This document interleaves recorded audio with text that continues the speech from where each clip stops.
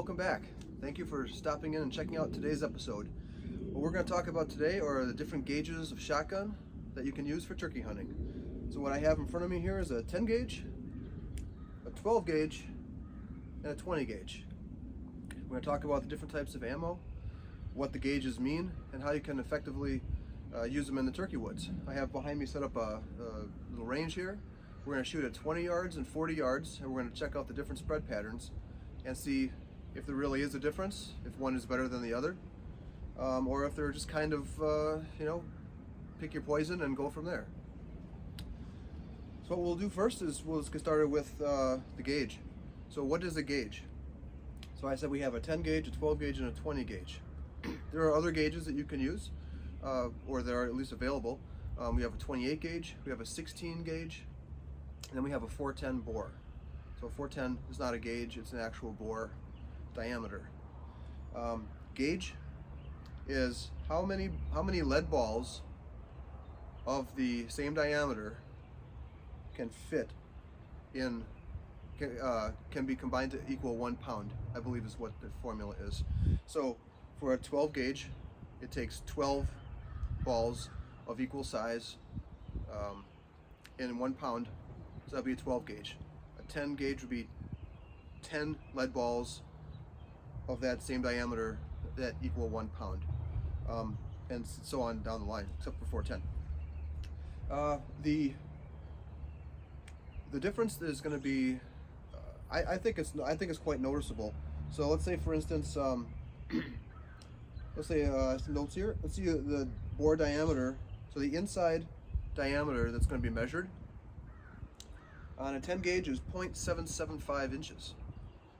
12 gauge is 0.725 inches, and a 20 gauge is 0.615 inches.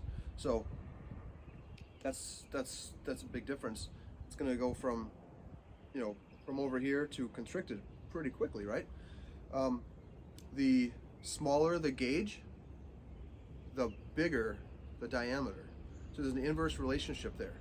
So if you're a new shooter or a new hunter and you've heard a lot about recoil and you don't want to feel the pain in your shoulder or a big blast from the muzzle, you think, oh, well, I'm just gonna go with a 10 gauge because it's smaller than a 12 gauge. No, it doesn't work that way. It's actually quite large and it carries quite a wallop with recoil as well. So as you go up in gauge, you're going to have less recoil. So a 20 gauge will have less recoil than a 12 gauge, which should have less recoil than a 10 gauge. Depends on the loads. It's different. It can be a negligible difference, but there should be a difference there. And that's going to affect the type of load that you use. What size shot shell will fit in there? Obviously, it's going to be affected by the size of the gauge. So, well, to determine your gauge, for one, I mentioned we had these several different shotguns here. We'll just use this Mossberg as an example. So this is a Mossberg 500. It's a 20 gauge. So just make sure that it's empty. You check in a safe direction. Put your finger in there. Make sure that the action is always clear before you start screwing around with anything. This is a pump action.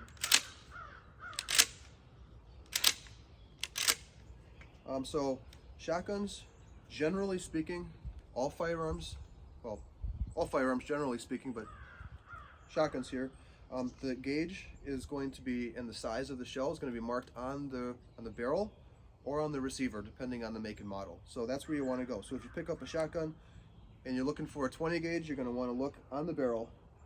And on this barrel, even though this is camouflage, it's still hard to see, but it's there. This says 20 gauge, 2.5 and 3 inch shells. So that's some good data to have right there. Pick up the 12 gauge, check again, make sure that one, same thing. You're gonna look on the side here, see where it says it. This one's on the other side. It says 12 gauge, 3 inch, 2 3/4. And then our 10 gauge, this is a break action, so you can obviously look right down the barrel and know that it's empty and safe. And this one here just simply says 10 gauge, 3.5 inch chamber, okay? So what that means, what all these numbers mean, the biggest number is the biggest shell size that you can put in there. So it's not the only shell size, it's the largest. You can use the largest number on there and anything below that. So I said 3.5 inch for the 10 gauge. I said 2 3/4 and 3 inch for the 20 gauge, and 2 3/4 and 3 inch for the 12 gauge. So you cannot put a 3.5 inch 12 gauge shell in this shotgun. You can put a 3 inch and a 2 3/4. If this were to only say 3 inch, that would be the same thing as saying 2 3/4 to 3 inch. You can use a 3 inch or anything less than that. If this shotgun, the 12 gauge, was just like the 10 gauge and said 3.5 inch chamber, then that would mean you could use a 3.5 inch, a 3 inch, or a 2 3/4 inch. You want to make sure that you know what that is, because that's going to have a big difference on the ammunition you buy. This turkey shell here, this is a 10 gauge, 3.5 inch. You can also find out what the ammo is labeled as by looking at it. So it's going to say it either on the hull or on the face or both. So if you find one on the ground, you pick it up, and let's say the coloring on the hull has been worn off. You obviously know it's old, might not be safe. You can just look at the back and it's going to say 10 gauge Remington. So you know it's a 10 gauge. You might not be able to tell the size, but it's pretty large. So you take a 3.5 inch and a 3 inch 12 gauge, you put them next to each other, you're going to see that difference. That's pretty good. You can see that. It's a pretty good size difference. A 12 gauge that is in 3.5 inch size should not actually fit in the action with it closed. You'll be able to put it in, but once you close the action, it won't actually close and it will not go into battery. So you shouldn't be even able to function with that in there. It's extremely important that you understand what shotgun you have, what shotgun you want to look for when you're buying one, and then when you purchase the ammunition, what kind of ammunition that you're getting. And the ammunition obviously is labeled right here on the box. So in this particular example, we've got Winchester Longbeard. It's specifically formulated for turkey. They have a special type of way that they make the pellets that go in here, so they sit more uniform in the hull, allegedly, and stay more uniform as they travel down your barrel. And so when they go out, they don't have the tendency to kind of get ones or twosies that kind of flick all over the place, to stay more in a concentric pattern. So you get longer range. That's the idea behind it. So what this says on here is 12 gauge, 3 inch, then it has your velocity, has 1 3/4 ounce, and it has your shot size. So this is all very important. The velocity, not really so much when it comes to turkey hunting.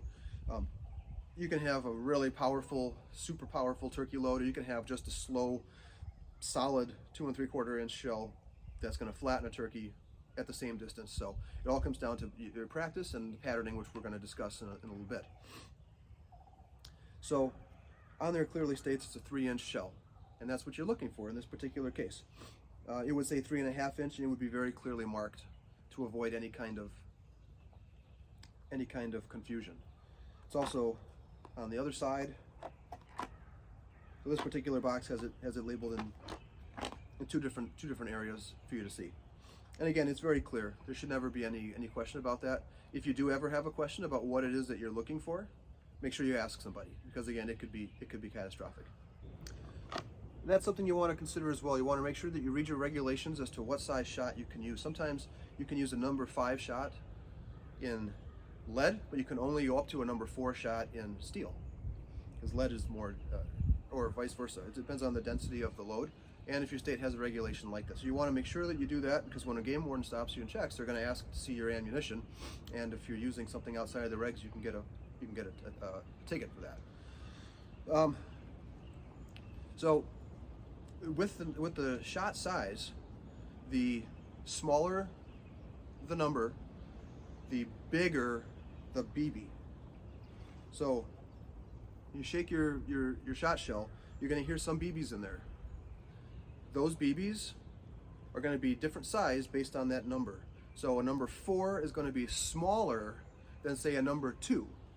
And a number 8, a number 7, a number 6, those are going to be much, much smaller than a number 4. Number 2s, when you get into the letters like 00, 000, those are all for like ducks and geese. So they're a little bit bigger, pack a little more punch.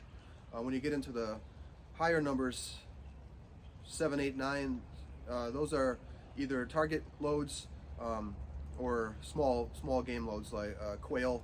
Sometimes you can use it for pheasant. Pheasant should really kind of be in that 5, 6-ish, 6-ish, 7-ish, depending on your load. But so that's the relationship there. The smaller the number, the bigger the BB. And for turkeys, a good 4 to 5 is a solid, safe size BB to use, because you want to have a good spread pattern, but you want those pellets to inflict a good amount of damage. You want to have enough pellets on target to get that central nervous system. So turkey has a very small area to kill. You don't shoot at the body of a turkey. You shoot at the neck and above. This is your kill zone on a turkey right here.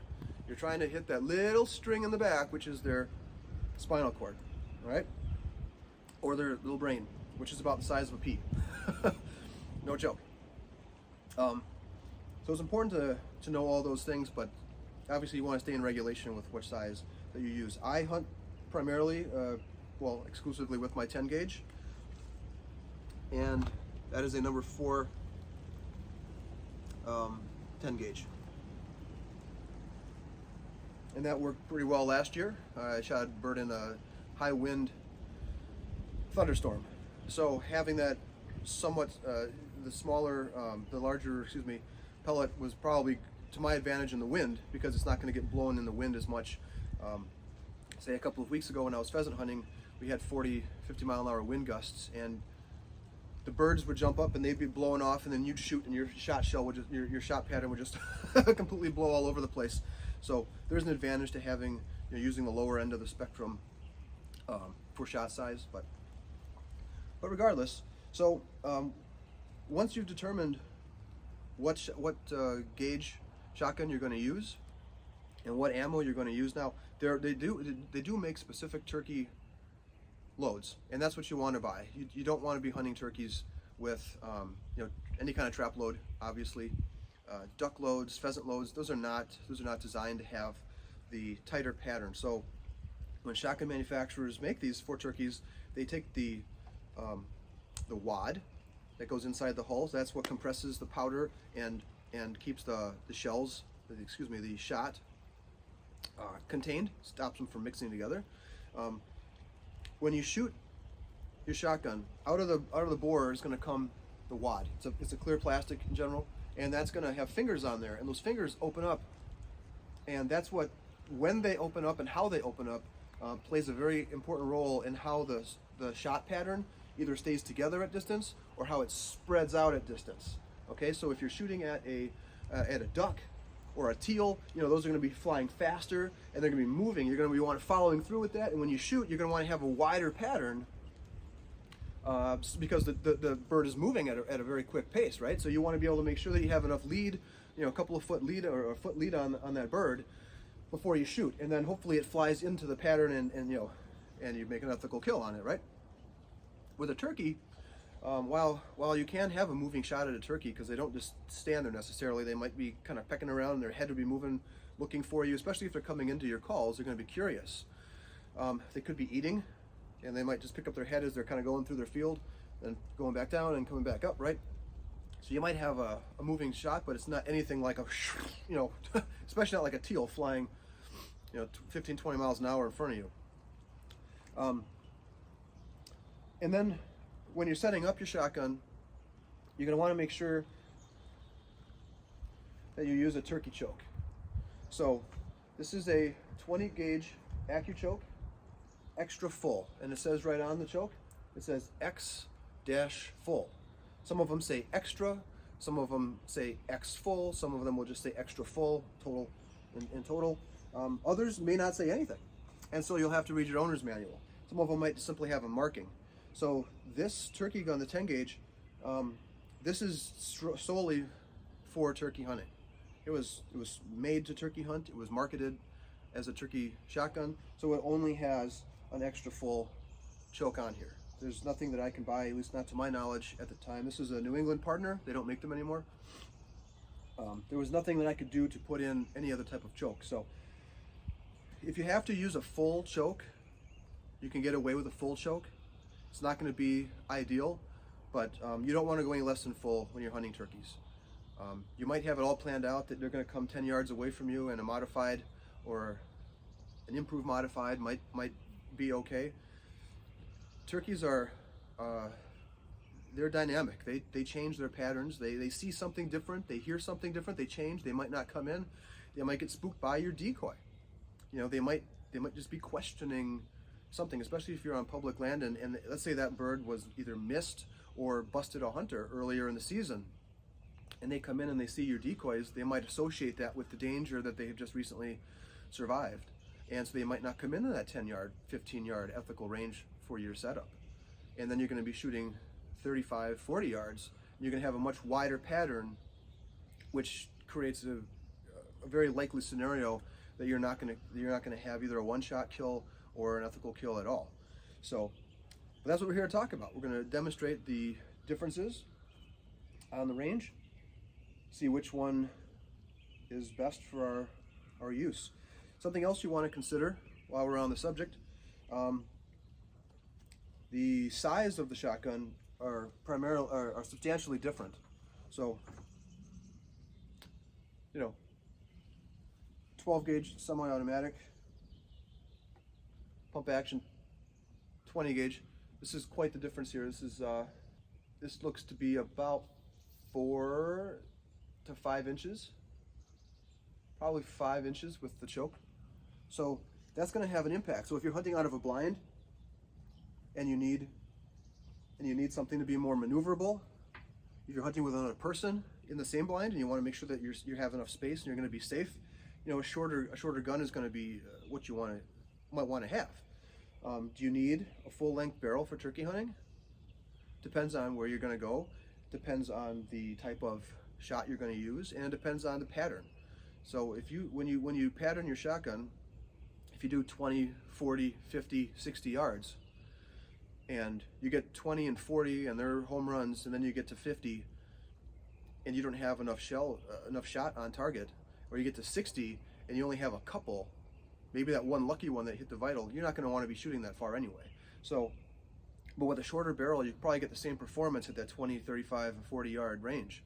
So it's going to be lighter, it's going to be easier to get through the thicker brush, and it's going to be more maneuverable for you as well. And that's what I love so much about the 10 gauge. While it's a little bit beefier, it handles like a dream. It is super nice, and you can use a longer barrel because you have that single shot. So you don't need the extra 4 inches or so here, 5 inches of an action. So you can have a 26-inch barrel. I guess I don't know if this is 26 or 24, but you can have the full length barrel in a compact, lightweight package. Okay? So that's something to consider. And I have had to take turkeys with 2 shots using my 10 gauge. User error. But I was able to reload and still get an ethical second follow-up shot right away and drop the bird. So, because a lot of times when you shoot and you miss, the bird, it'll either stand there frozen, or it'll kind of just flop up a little bit, and it's only going to land a few ways away. They don't just pick up and fly. I mean, it might just fly over here and go just a couple of yards, and by that time you should be ready to go with your second round in the chamber, and safely putting a bead on the vital zone of the turkey. And one final thing about these before we get to the range, let's talk about the sighting system.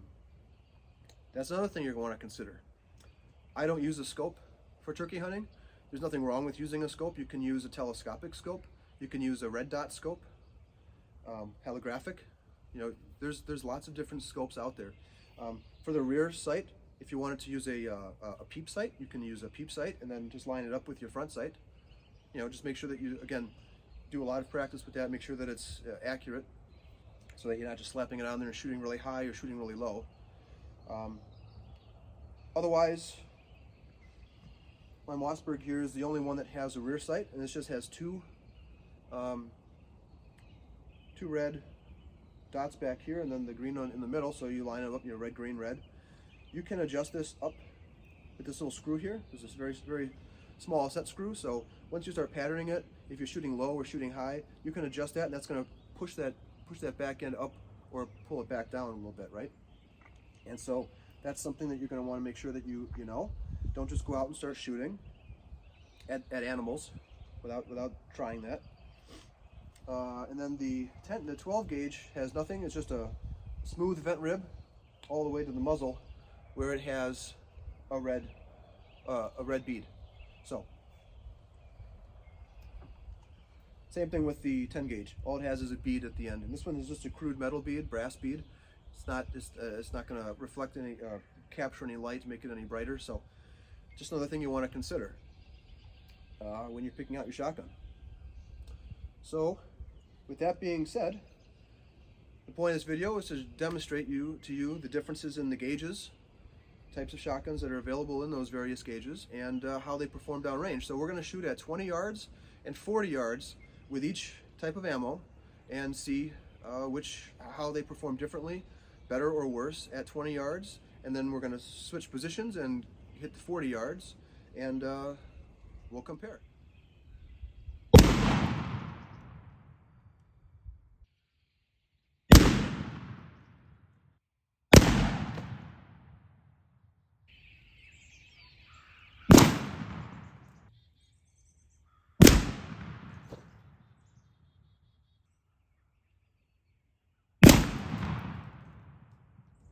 All right, so these are the three shotguns that I was shooting. If you wanted to get a closer look at them: Mossberg 520 gauge, Stoeger 12 gauge with a turkey choke,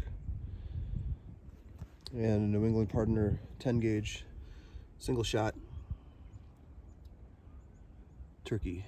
The ammunition, we've got Premier Magnum turkey from Remington.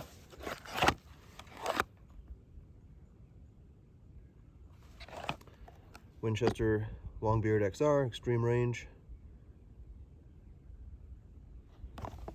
And then Federal Lead, 20 gauge, 6-shot. All right, so let's see how we did. Looking at our 20-yard versus 40-yard target here with a 20 gauge, we can clearly see that a 20 gauge is plenty accurate, plenty good, and adequate for a turkey at 20 yards. 40 yards is getting questionable with this load. That's the other thing you want to do. If you have a 20 gauge and you just don't want to shoot anything else, try different loads. Don't just say, oh, some guy on YouTube shot at 40 yards and barely shot anything. Try the different loads. Maybe the same load will shoot a lot better out of your shotgun.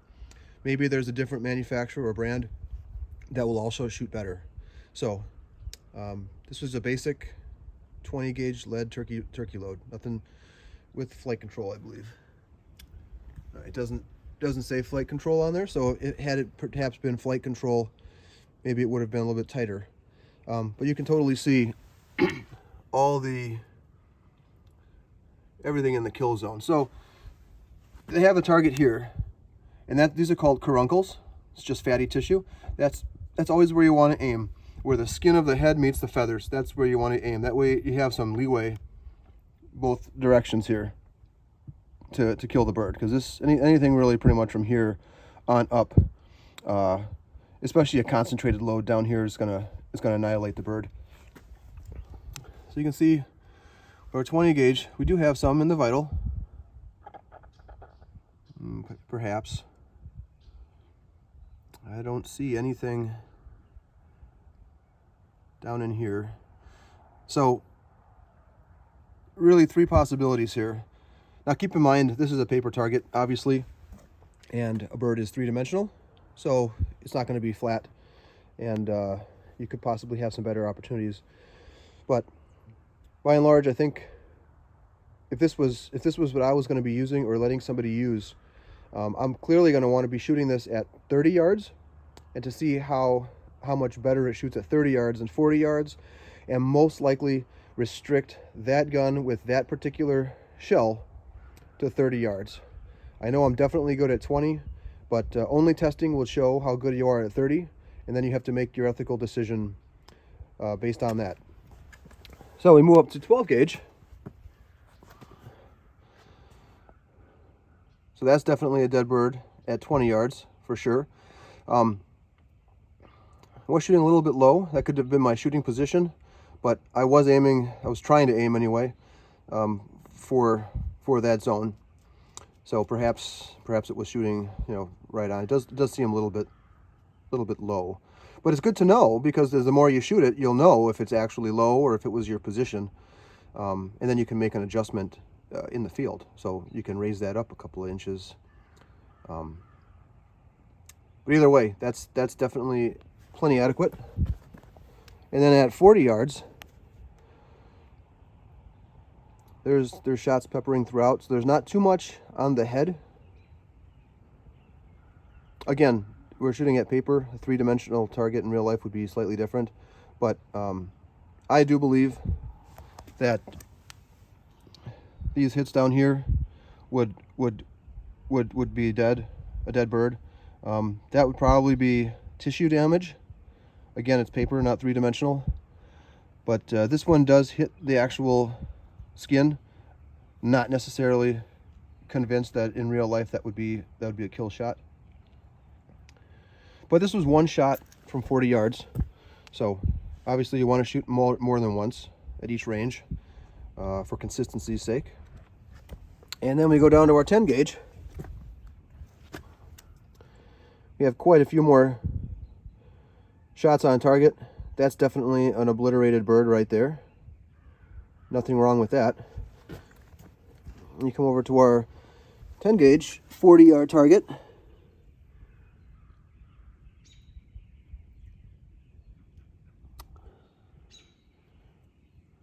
So it only takes one pellet to kill a bird, and I'm seeing these two right here, and I'd be comfortable with that. But we're talking one,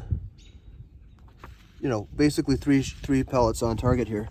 So that tells me, again, very similar to my 20 gauge, that I'm going to want to shoot this more at 40 yards. I'm going to want to try perhaps a different load. Maybe find a Federal cartridge and see, or a Federal shot shell, and see if that makes any difference. Otherwise, again, we're going back to the 30-yard drawing board, and we're going to see how that does at 30 yards, and potentially restrict our shots to 30, maybe 35, depending. But that's why you do these exercises, so you know where you are.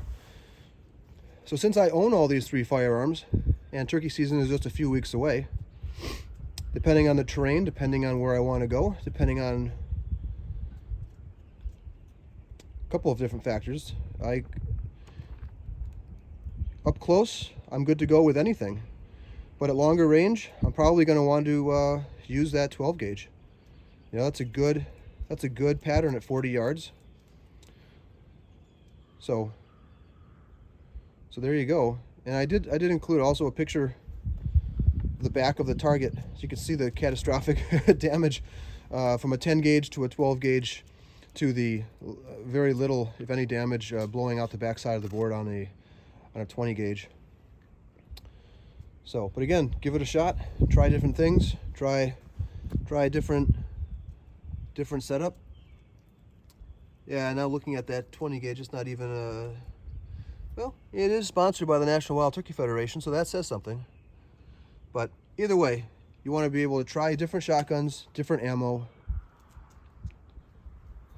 because this is really what you're looking for, and that'll give you a very happy Thanksgiving, no matter how you look at it. So take care. Turkey season's coming up. If you're going out this spring, good luck, and hunt safe.